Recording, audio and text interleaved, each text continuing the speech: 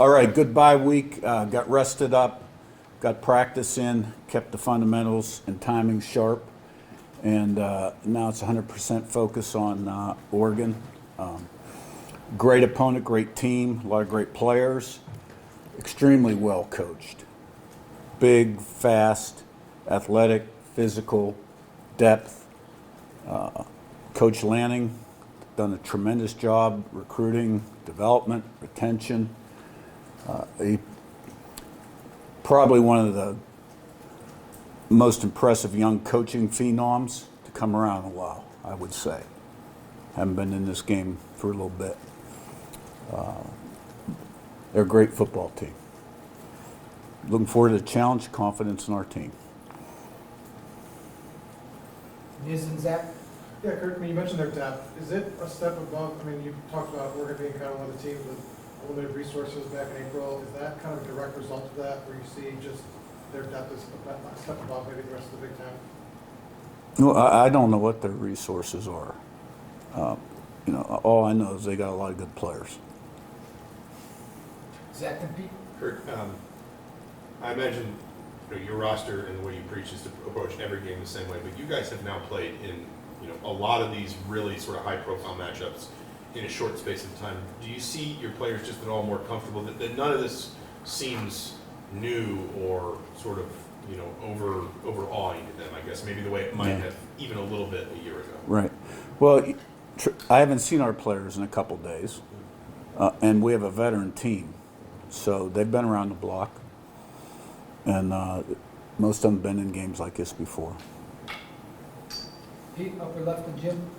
Hey, Curt, I guess what makes Dante Moore so effective, and is this the deepest group of receivers you guys have faced this year? Yeah. Well, he's playing really well. He's another guy. Got big-time arm talent, quick release, accurate. He's very athletic, very fluid, can run, extend plays, change of direction. He's getting the ball out on time, rhythm, and he snaps it off really quick. He's really impressive on tape. And the wide receivers are equally as impressive. Tight end, good depth there, good depth at running back. They spread the ball around. They use the field, and they run the ball well. So as he's played more, you can see he's building on his success, confidence, belief. And, he's one of the great quarterbacks in the country. There's no doubt about it. Jim in front and Daniel? Curt, you dealt with the travel to the West Coast before with UCLA. Obviously, this is a much better team in Oregon. Does it matter if the game's earlier in the day, later in the day, and how you mitigate that travel? More no than yes, but a little bit. We're going to get out there slightly earlier than we did UCLA, but it won't be by much. Daniel in front and Jared? You mentioned after the playoff loss last year that what separated y'all from those elite teams on the road was they're just a little bit stronger, had a little bit more size. Do you feel like y'all have, trimmed that margin at all, roster-wise? Well, we're not as big as Oregon. I mean, they can roll 4 inside guys at D tackle or 330 plus. I mean, they got big people in there. I guess we're going to find out this week. But what I would say about Ohio State and Notre Dame, you can dwell on the line of scrimmage, but I don't think we won the battle at any position in those games.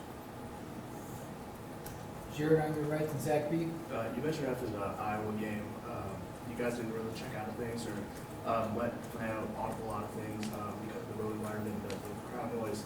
Do you anticipate sort of the same line of thinking going into the Oregon game? We've never been a check audible team, really, to be honest with you.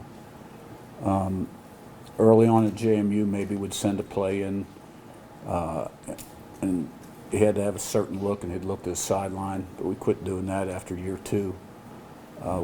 We don't do a lot of it. We talk about doing it at times, and we'll see what this week brings. Zach B in front and Joe?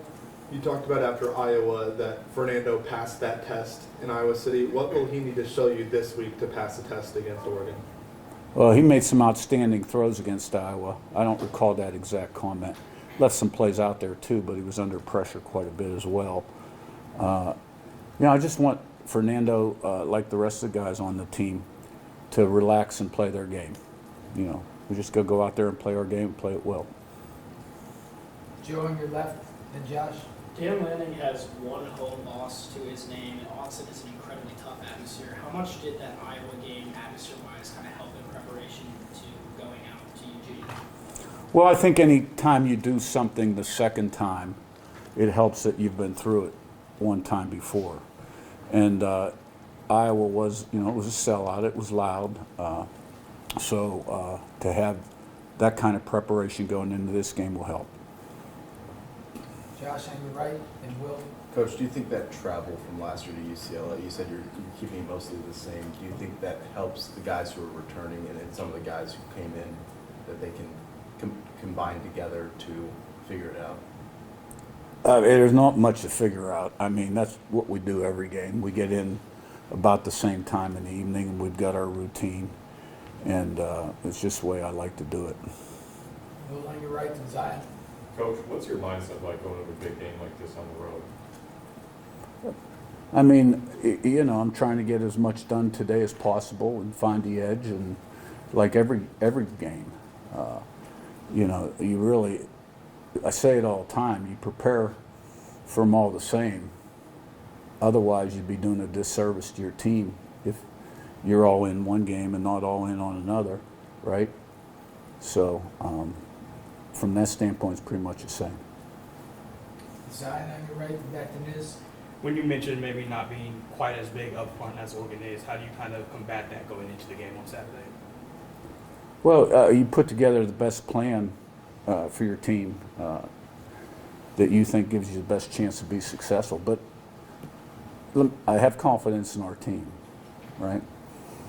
They are big, they are athletic, they are a very good football team. We're a good football team. Niz on your left, last one. Yeah, Curt, do you have any update on the status of D'Angelo Bonds and kind of when you watch the film, how do you think the secondary held up without him up against Iowa? Yeah, I expect Pons to be fine and play. We found out late in the week he wouldn't be available for the Iowa game. So Coach Haynes took out the eraser and ink pen, and game plan changed a little bit, played a little bit more zone than he was planning on playing going into the game. And I thought we did well. All right, thank you. Thank you. Thank you.